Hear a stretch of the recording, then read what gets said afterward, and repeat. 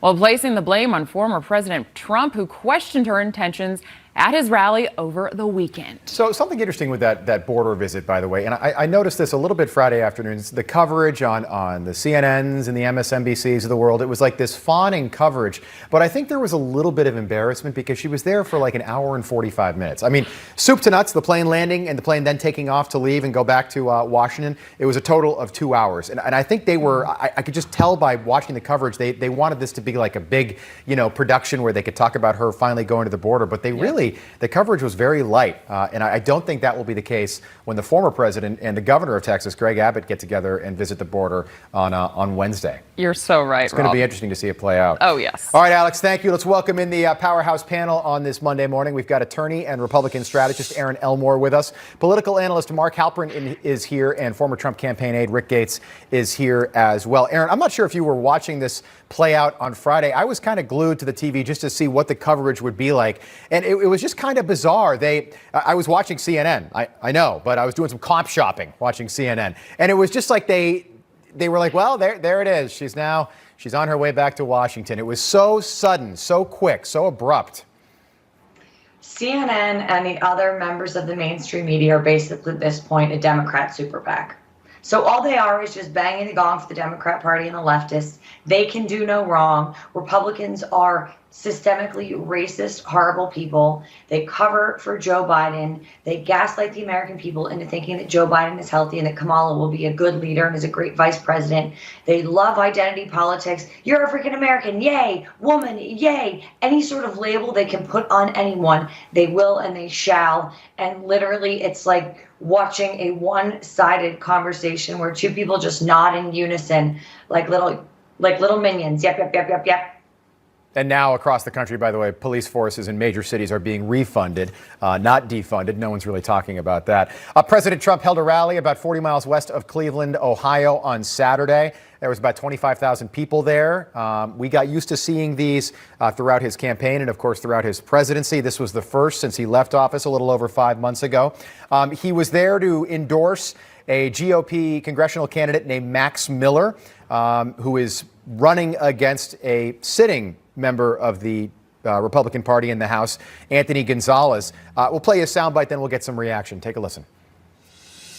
Now Joe Biden is squandering all of this hard-earned respect that we have or had, bowing down to America's enemies and embarrassing our country on the world stage.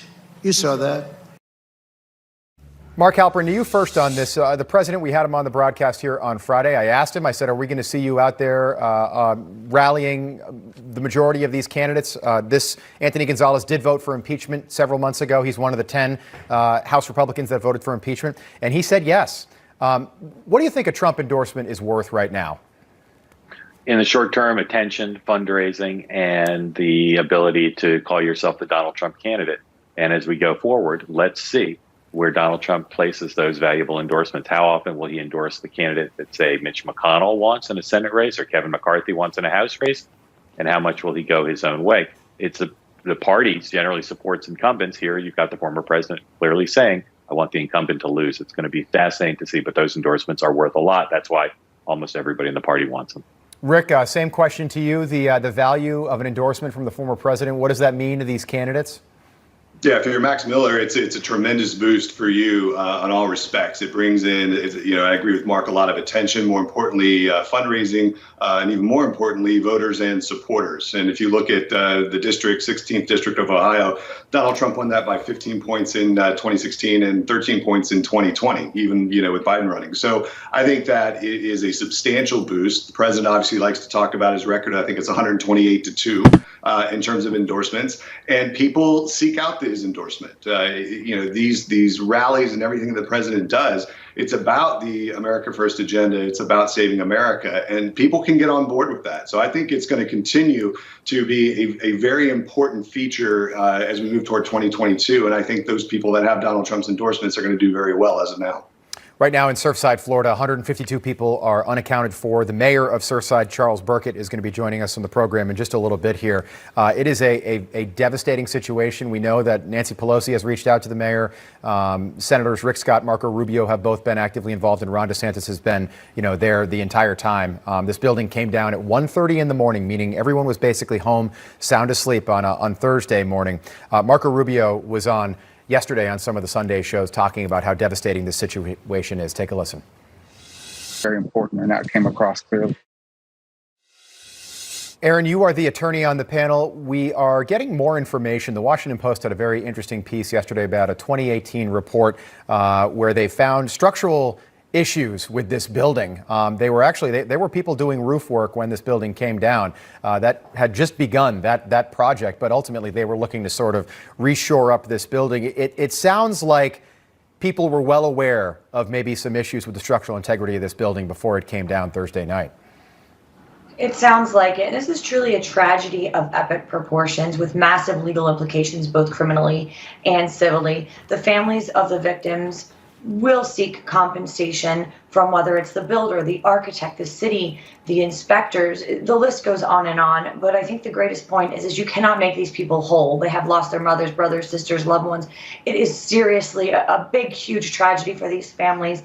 And this loss and the buildings around it, too, those people have to wonder, this shallow sand, are our buildings safe? Are our loved ones safe? So really, it's going to have a massive domino effect. And you were speaking about earlier, there's some criminal implications here because there may have been some codes that weren't up to date and people paying for play. And it's just really all around very tragic for the families, for the cities, for the community. And hopefully this will make regulations stronger and make people take a little closer look at those very valuable regulations. Now, right now, it looks like this is just something structural happened with this building, Mark. No, this wasn't terrorism or something like that. But do you remember George W. Bush's bullhorn moment after 9/11? When he was down there, it happened September 14th. So just 3 days after 9/11, he was down there at Ground Zero with first responders, and he was trying to rally America's spirits. At what point do we expect to see the president or the vice president down there in Florida, just sort of comforting the families of some of these families that have lost people and the residents of that community? When does that happen? Well, the president put out a statement yesterday on this. I suspect they'll go as soon as the search and rescue operation would not be distracted in any way by their presence. This is an issue faced by all presidents, vice presidents. When you go, you distract local resources, and that's something they don't want to do right now. In the case of President Bush, it was an extraordinary moment that required that kind of national leadership. In this case, counseling and comforting the families is important, but I think it's going to wait at least a few more days. All right, panel, we'll pick this back up on the other side. Looking forward to it. See you guys in just a moment. When we come back this morning on Wake Up, Texas Congressman Long. I guess I missed that. You wouldn't think I don't know how I missed that, but take a listen to this. Congressman Banks, you voted against that package, against that $350 billion, just like every other Republican in the House and Senate. So can't you make the argument that it's you and the Republicans who are defunding the police? Not at all, Chris. Chris Wallace is one of the least popular people in broadcasting right now, I think on both sides of the aisle. It's just a very bizarre angle for Chris Wallace to take, and I would say the same thing if he were broadcasting from the studios of CNN or MSNBC. Rick, unravel this for me. Yeah, look, I think that the Democrats are trying anything and everything to kind of cover up for this idea that politics and political polarization has played a huge issue in defunding the police. And it's obviously been one of their signature issues that they've been focusing on for almost the last year. Hindsight's 2020, right? Now moving forward, everybody wants to refund the police because they understand that the crime rates have just skyrocketed across major cities in the country. Homicide rates are up. You have events in Chicago like over the weekend, where they're just drive-by shootings. New York shootings, right in Times Square. I mean, totally random acts of violence, which is contributing to all this. And that's because there's a lack of law and order. And so now what we're seeing is a movement back toward refunding the police because people want to feel safe and secure moving forward. And we don't have that right now in America. It reminded me of that Chris Cuomo soundbite, Mark. You remember a couple of months ago when Chris Cuomo said, or it might have been, I think this was last year when the protests were happening. So it was 1 year ago, June. Chris Cuomo said something to the effect of, show me where it says that protesters are supposed to be peaceful. And I thought, I mean, Chris, I can show you a couple places where it says that. But all right, so let's just, Mark, I know you're a man of the numbers. New York City shootings up 77%. That's according to the Wall Street Journal this weekend.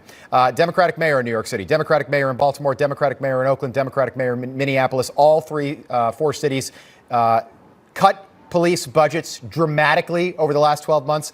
All four cities have now reinstated those budgets. In the case of, let's see, Baltimore, they cut it by $22 million last year. They have now reinstated the budget by $27 million. So not only did they give them back the 22, they added $5 million. That, according to the Wall Street Journal this weekend. I don't think that's Republicans defunding the police. That would be Democrats. Two quick replies to that, Rob. First of all, in the absence of Rachel Roller, let me say I can't believe it's Monday, and I can't believe June is almost over. I can't believe it either. Here we go. Yeah, incredible. Second, look, what would be great for the country is if the Republican Party could have mayoral candidates in these cities that would put forward different ideas, innovative ideas on crime, and then there could be a debate, and this monopoly the Democrats have over governing these cities would at least be challenged in a way that could maybe reduce crime. Mark, what do we know about Eric Adams? We don't know anything about him, do we, in New York? We know very little about him. I mean, I laugh. I see all these articles now about what kind of mayor he'll be. It would have been nice for voters if those had existed before. Right. But we do know, as compared to the other leading candidates in that race, he has put an emphasis, as a former cop, he has put an emphasis on law enforcement. It will be quite a pleasant surprise, I think, to some, if he really steps up and tries to figure out a way to get crime under control in the greatest city on earth besides Tokyo. Yes, in the city of Boston. Providence, Rhode Island. That's a nice town, too. Yeah. Eric Adams, mayoral candidate, Democrat. I think Curtis Sweelow is going to beat him, by the way. That is my prediction. I'm putting that down. Yep. You hear it, Aaron? It's June. It's almost the end of June, as Mark said. And I think Curtis Sweelow is going to do it. You know? Incredible. All right, let's go through this. We have about 3 minutes left. So I want to know your winners and losers of the weekend, and then we'll do what you're watching for this week. Aaron Elmore, to you first, winners and losers of the weekend. I'm the winner of the weekend because I unpacked all of my stuff from Philadelphia. I'm officially a Florida resident. And that means the losers are the Philadelphians because they're no longer getting my tax dollars, my support to all of their charities, my prolific spending at their restaurants, and the stimulation of their economy. And your charisma and your spirit in Rittenhouse Square. Mark Halperin, to you. Winner, first place, Boston Red Sox swept the Yankees. Loser, Aaron stole mine. The people of Philadelphia lacking now Aaron's free spending ways. See, what happens in the summertime is Mark gets a little lazy. You know, in the spring and the winter, he was giving me really solid answers. He just literally the first thing that popped into his head right there. You're just like the rest of us, Mark. Rick Gates, to you, winners and losers? Yeah, winners were tough this week. I'm just going to go with Harris English, who won the Travelers Championship golf tournament in an epic 8-hole playoff. They were worried that they weren't going to have much light. The Travelers, right? Yep. Unbelievable. I think it was tied for the most playoff holes in a championship. Losers, definitely Kamala, wasting taxpayer dollars to check a box, get a photo op, and not achieve anything for the American people. Terrible. And then also the WHO, who have come out and said that fully vaccinated people need to put masks and protect themselves against new variants. So I've had enough of this Delta variant thing. We've been hearing about variants for the last 16 months. Look, the virus is going to mutate. We're going to continue to have variants as long as we have the virus. That's from my not medical perspective on that. My loser this week, the United States. After this woman, she is a Gwen Berry. She is a hammer thrower. I don't even know what that is. She turned her back on the the national anthem as it was being played during Olympic qualifiers on Saturday. Here's her picture. She won the bronze medal. She will represent the U.S. in the hammer throw. Do they really use a real hammer, by the way? It's kind of weird, right? What is the hammer throw? I don't know. I got to watch the Olympics a little more. Swimming is going to look a little different, too. No Phelps, who's that guy? Lochte, Matt Lauer, that interview, weird thing.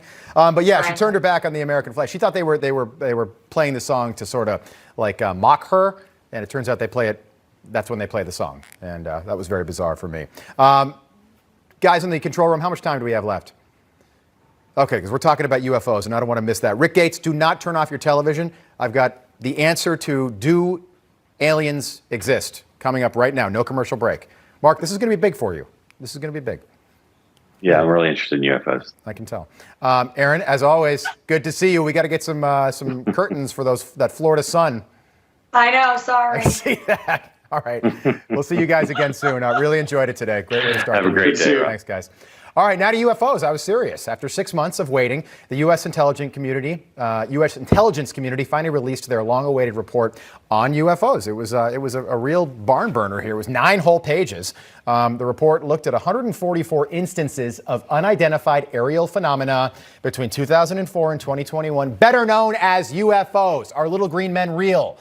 This 9 pages tried to unravel that. And for more, I want to bring in the former British government UFO investigator, Nick Pope. Been on with us many times before. He's also featured prominently in the hit show on the History Channel, Ancient Aliens, one of my favorites. Nick, good morning. Nice to see you. Good morning. So, what do we think of this report? Well, it's a mixed bag. And the important thing to stress is this is just a preliminary assessment. So there is more work going on as we speak. And the upshot of the 9-page preliminary assessment is we don't know. It says, well, it could be this, it could be that. It runs through exotic weather phenomena. It talks about the possibility that some of this could be adversarial technology, Russia, China, secret prototype drones, that sort of thing. And then it talks mysteriously about the other category. It doesn't mention the word extraterrestrial or alien, but they have not ruled that out. So we have to wait and see now what further work they do and what Congress makes of this. Is that deliberate, leaving out extraterrestrial little green men? Do you think they did that on purpose, like they've been doing, I think, for the last century or so, just kind of keeping the truth from the American people? I think it's a very deliberate policy decision, yes, not to put the word extraterrestrial in there, even though I fully understand from my sources that there is a faction within the U.S. military and the intelligence community that is certainly taking that pretty seriously. And if you listen to some of the interviews with various senators and Congress people about that, some of them are saying, well, it doesn't seem likely that it's Russia or China, we've certainly managed to eliminate the fact that it's our own U.S. black project technology. And so even some of the lawmakers are hinting that it might be extraterrestrial, but sometimes you have to read through the lines with these sorts of things. So I'm eager to see the full report. This was sort of a letdown for me. I read all 9 pages. It took me about 9 minutes. It wasn't a very detailed report. But I'll tell you, and we've got some of the video, Nick, of some of these UFOs, these unidentified flying objects. And here's my issue with if this is Chinese or Russian technology, and I think we've got the video. But if what you're looking at, if this really is Chinese or Russian technology, they are like a century ahead of where we are here in the U.S., and that should scare the heck out of people. It should. And I think to some extent, maybe putting Russia and China into the report like that is meant to scare people and meant to say to Congress, look, we need more resources for this. We need to put more effort into this. I think the problem we've had is that this subject has been stigmatized for decades, and pilots particularly who regularly see these things have been reluctant to report them. So the sightings looked at in the report are just the tip of the iceberg. Sadly, a lot of things have gone unreported. That's changing now. But the report did talk, and this was very interesting, about some cases where there is evidence of radio frequency energy and some where there is evidence of signature management. So this is all about energy sources, propulsion systems, and possible countermeasures. They're saying, whatever this is, there's a technology here. You see, I just wish they had clearer windows so we could see into the spacecraft and be like, look, there, that's an alien. There it is, right there. Nick Pope, I'm so fascinated by this. I appreciate your time. You're so generous to come on with us again. Let's do this again when the full report comes out. But I'm telling you, I expected more from this. I wanted more. I'll say that. Thank you, Nick. Good to see you. Me too. Thank you. All right. Coming up this morning, we're going to discuss the surge at the southern border. It continues despite the vice president's visit on Friday. Maloney and the My Pillow guy. Well, Mike Lindell is celebrating his 60th birthday today. The My Pillow guy has amassed a fortune as the founder and CEO of My Pillow Incorporated. Lindell is a prominent supporter and advisor to former President Donald Trump and advertises right here on Newsmax as well. And Jim Colby turned 79 today. Now, Colby served as an Arizona Republican congressman from 1985 to 2007. Comey came out as gay in 1996 and won re-election that same year. In 2000, he became the first openly gay person to address the Republican National Convention and was the second openly gay Republican to serve in Congress. And today would have also marked Nancy Schaefer's 85th birthday. Now, Schaefer was a prominent conservative activist and state senator in Georgia. Now, she was a champion of Christian conservative values and challenged the Department of Child Protective Services. Her life ended tragically in 2010 as police concluded the deaths of her and her husband were murder-suicide perpetrated by her own husband. Rob. Thank you, Alex. All right, more than 90 days after being tapped by President Joe Biden to run the crisis at our southern border, Vice President Kamala Harris finally visited the southern border on Friday. She wasn't there long, but she did go. Joining us now to talk more about this is Texas Congressman Tony Gonzalez, whose district is the largest of any border district in the entire country. Congressman, good morning. Nice having you back on. Yeah, good to see you, Rob. I'm wondering if the vice president or anyone from the Biden administration has given you any idea what the next steps might be now that she has visited the border. Will there be any policy changes that they've made you aware of? You know, it was a positive thing to see the vice president finally acknowledge that there's a crisis at our southern border. But the real question is, what now? And what worries me is if this administration continues to follow the path that they've been on, which has essentially been do away with whatever Trump's policies were, that's the wrong approach. Ideally, they sit down with those of us that are on the border every single day. Not only myself, I represent 40% of the border, but other people like Henry Cuellar. I think that'd be important.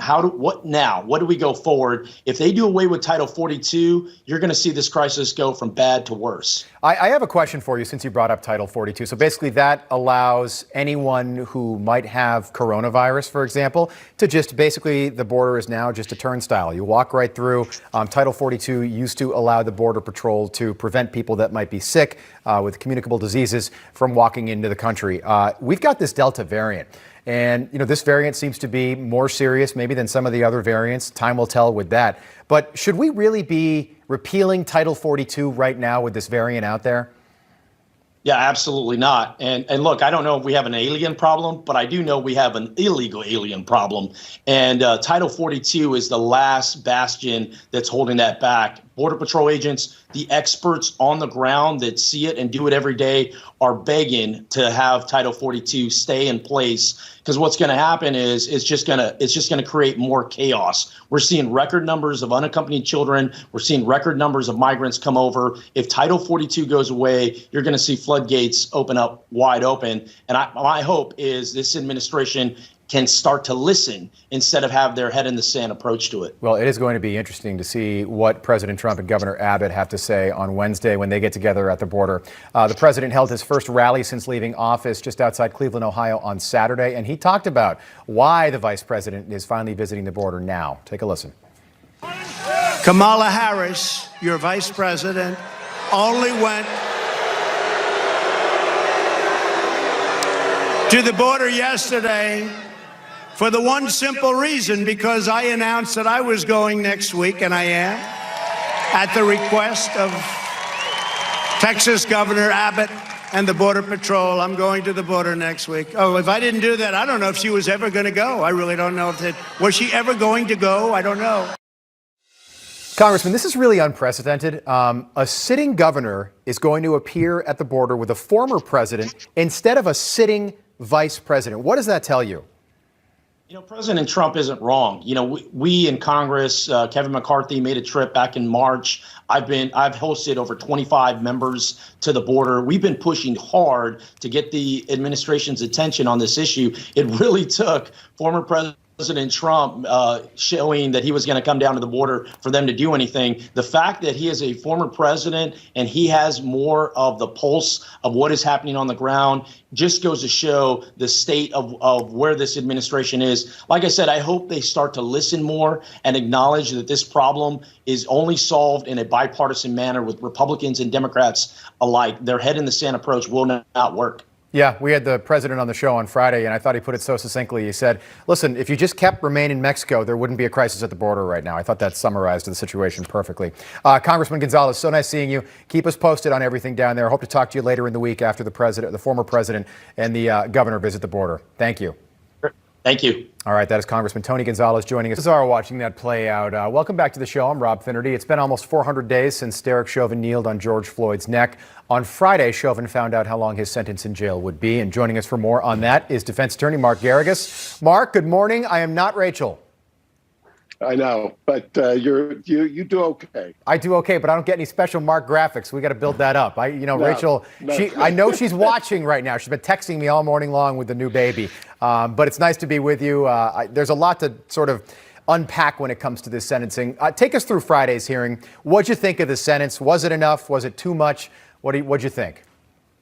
Well, I expected I know it's kind of morbid to say, but if you had a over and under on the sentence in this case, I would have expected it to come right in at 22 and a half years. And the reason I say that is the prosecution was pushing for 30 years. The defense, even though they were asking for probation, really, I think in their heart of hearts was aiming for 15. That you take 30 and 15, add it up and divide by 2, and you get 22 and a half. Now, I know the judge did a wonderful, and I've read it, kind of analysis of how we got there. Call me a cynic. I've always thought that judges kind of reverse engineer where they want to be. And in this case, he couldn't come in at anything close to the 12 and a half, given the fact that the previous law enforcement officer who was convicted in these cases up in the Minnesota Supreme Court had gotten 12 and a half. Right. And that was just one shot fired. So he had to come up higher than that. There was quite a bit of public pressure. I think to some degree, the fact that the feds indicted Chauvin and the other officers actually benefited him, because I think the judge, absent that indictment, might have given him the full 30. I want to play you a soundbite and get some reaction, but I was also thinking this is somebody that is going to have to be away from the general population when he does go to prison. Former police officers, especially this situation, they tend to not do very well. His life would be at risk every single day. Is this somebody that spends his time in prison in solitary confinement? Well, I don't know if it would be in solitary, but clearly in protective custody. I can name off a number of people who have been placed in custody in kind of notorious or infamous cases who have not survived it. Right. Whether you're a mob informant or a police officer, you're just going to be a target. Yeah. His biggest problem right now, I mean, when people, I was kind of, I don't want to say chuckling, but shaking my head with all of the speculation as to how much time he's going to get off for good behavior, when he's going to be out. I mean, that is a concern at this point. The biggest problem. I was just going to say, his eyes sort of bother me. Something's not right about him, clearly. But we heard him speak, and he gave this sort of cryptic, kind of bizarre apology to the Floyd family. Take a listen. I do want to give my condolences to the Floyd family.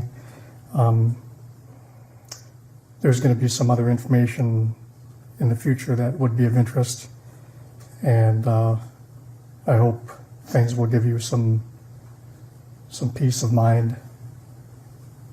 Thank you. All right, so first of all, the Floyd family doesn't want his condolences. Thanks, Derek. But you're about to go to jail. The family is grieving. They're dealing with this cataclysmic tragedy, and he says there's like a nugget that's hanging out there. He dangles that for the family. What'd you make of that?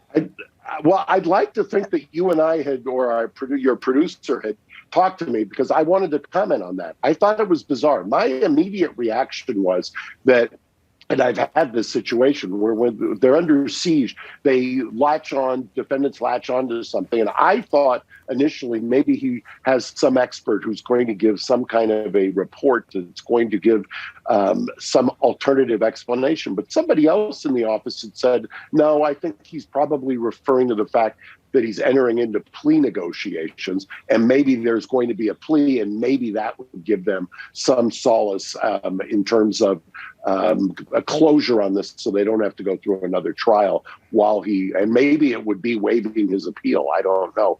But it was, I agree with you, truly very a cryptic, bizarre moment. very odd. Yeah. And if I were the family, I don't think I'd be happy about that, about that sort of being dangled out there. Very strange. Mark Garrigo, so nice seeing you. Look forward to having you on again soon. Look forward to having some graphics next time. Please, I need them.